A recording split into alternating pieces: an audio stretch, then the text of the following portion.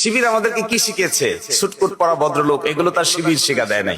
আমাদেরকে জামা কাপড় কিনে দেয় নাই, কোট টাই কিনে দেয় নাই। কিন্তু ওয়ান থিং শিবির গেভ আস, এটা হলো হাউ টু ডেভেলপ এ পরিমিতি বোধ। কোথায় কি বলতে হবে, কিভাবে বলতে হবে, how to address, how to engage, how to lead, how to manage.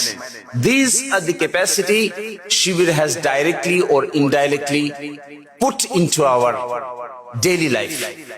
So this is something exceptional. আমাদের সাথে আরো তো আইনজীবী আছে, we are working there, but sometimes we find us cool, calm, এবং how to address, how to give reply.